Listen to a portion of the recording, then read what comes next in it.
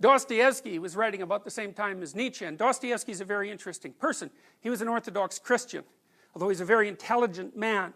And Dostoevsky and Nietzsche are twins in some sense. So what Nietzsche wrote in philosophy, Dostoevsky wrote in literature.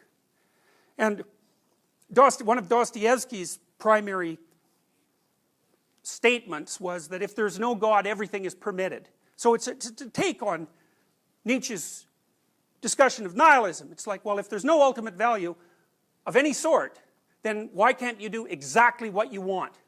And that's a theme he explores to great purpose in Crime and Punishment. Dostoevsky's conclusion was that the reason you can't do anything you want is because you actually come equipped with an inherent set of values that are real, and that if you violate them to too great a degree, you'll destroy your own structure, as well as damaging the society that's around you. So Dostoevsky was a big believer, in some sense like the Jungians and the Rogerians, that there are the locus of values within a human being, and that it's an actual thing. You can't disregard it without damage. Dostoevsky was also a very powerful critic of reason, and the reason for that was it was reason in some sense that brought down the house of cards, so to speak, that constituted classical faiths.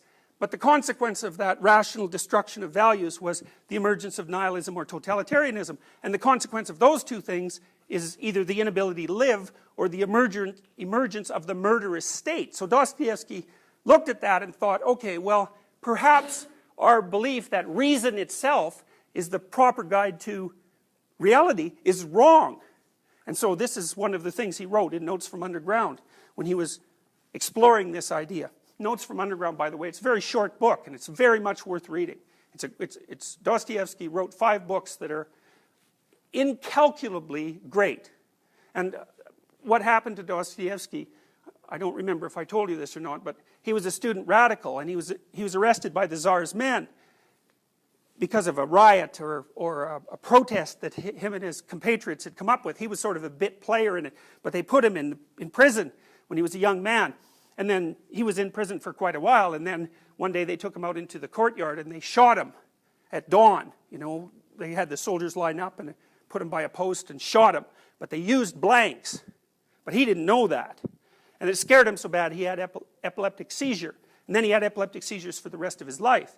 And the kind of epileptic seizures he had were associated with mystical experience. So Dostoevsky, before he got a seizure, would have this sense that he was experiencing the world in a more and more meaningful way until he was on the very dawn of sort of omniscient knowledge, and then he'd have a seizure. But it wasn't until he was shot with blanks and then put in this terrible prison for a long period of time and had epilepsy that he became a great novelist. It changed him in some way. His early writings are really, they're not good. They're sterile and dry.